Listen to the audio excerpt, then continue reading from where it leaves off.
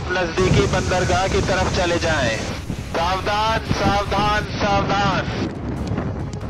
चक्रवाती तूफान रेमल की एंट्री से पश्चिम बंगाल में भारी तबाही हुई। तूफान की वजह से यहां पर बीती रात 135 किलोमीटर प्रति घंटे की रफ्तार से हवाएं चली।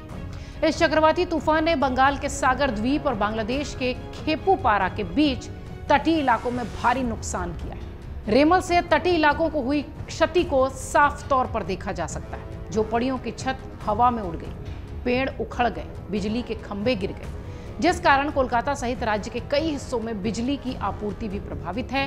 तस्वीरें मेरी बाईं ओर आप देख रहे हैं। एक शख्स की मौत की सूचना भी है। चक्रवाती तूफान रेमल के चलते पश्चिम बंगाल के तटीय इलाकों में करीब 2 लाख लोगों को निकालकर सुरक्षित ठिकानों पर पहुंचाया गया है।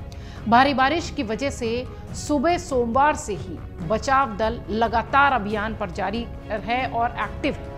चक्रवाती तूफान रेमल के पहुंचने की प्रक्रिया की शुरुआत 26 मई को रात 8:30 बजे से हुई थी। तूफान ने संपत्तियों को भारी नुकसान पहुंचाया है। कई इलाकों से जलभराव की खबरें हैं, जिसके कारण प्रभावित लोगों की मुश्किलें भी बढ़ती दिखाई पड़ रही हैं। तूफान के कारण भारी बारिश हुई है, जो कि सोमवार सुबह तक लगातार जारी है और घरों, खेतों, छतों पर पूरा पानी भरा हुआ है। तस्वीरें आप देखिए। खबर तो यह भी मिली कि बंगाल के सुंदरवन के गोसाबा इलाके में मलबे की चपेट में आने से एक व्यक्ति घायल हो गया था। वहीं कोलकाता के बिबीर बागान इलाके में लगातार बारिश के कारण एक दीवार गिरने से 50 वर्षीय व्यक्ति मोहम्मद साजिद पर कंक्रीट का एक टुकड़ा गिरा, जिससे उसकी मौत हो गई। पश्चिम बंगाल सरकार ने चक्रवाती तूफान आने से पहले संवेदनशील इलाकों को करीब 2 लाख लोगों को वहां से सुरक्षित बाहर निकाल लिया था। सागर द्वीप, सुंदरवन, काकद्वीप सहित दक्षिण 24 परगना जिले में लगभग तमाम लोगों को 2 लाख से ऊपर की संख्या बताई जा रही है। हालांकि एक्यूरेट संख्या अभी हमें जानकारी नहीं है, लेकिन फिर भी 2 लाख के आसपास लोगों को वहां से सुरक्षित निकाल लिया गया था। संपत्ति का भारी नुकसान हुआ है। आपातकालीन सेवाएं जारी हैं। लोगों को बाहर निकलने से निश्चित रूप से रोका जा रहा है। संपत्ति को लेकर नुकसान का पूरा ब्यौरा बाद में तैयार होगा, तूफान गुजर जाने के बाद। उत्तर और दक्षिण 24 परगना और पूर्वी मेदिनीपुर जिलों में भारी नुकसान की खबर है। चक्रवाती तूफान के कारण दीघा, काकद्वीप, जयनगर ये तमाम वो इलाके हैं जहां पर तेज बारिश और हवाएं हैं। सामान्य स्थिति बहाल करने के प्रयास जारी हैं। आपातकालीन सेवाएं प्रभावित हैं।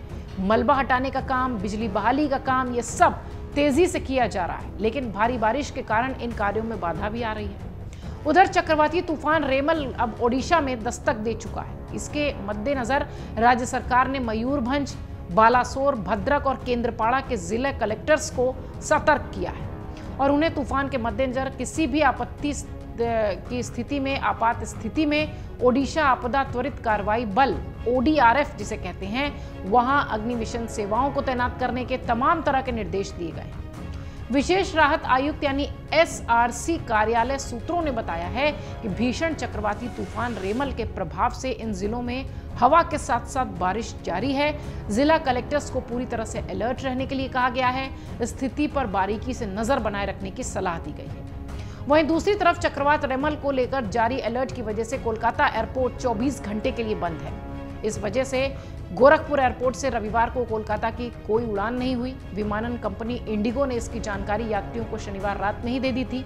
सोमवार को इंडिगो की उड़ान भी अपने निर्धारित समय पर होगी, ऐसा बताया गया है। हालांकि अभी तक स्थिति थोड़ी सी जो है वो असमंजस जैसी दिखाई पड़ रही है तमाम हवाई यात्रियों के लिए भी।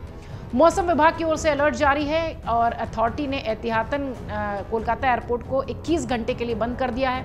रविवार दोपहर 12 बजे से सोमवार सुबह 9 बजे तक कोलकाता से कोई विमान नहीं उड़ान भरते दिखाई पड़ा।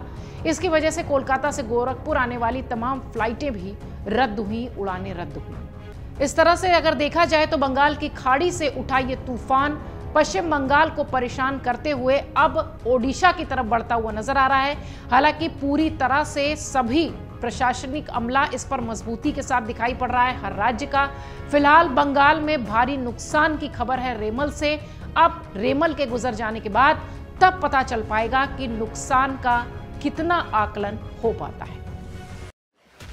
एग्जिट पोल 2024 1 जून शाम 6 बजे से, लोकसभा चुनाव के नतीजे 4 जून सुबह 7 बजे से।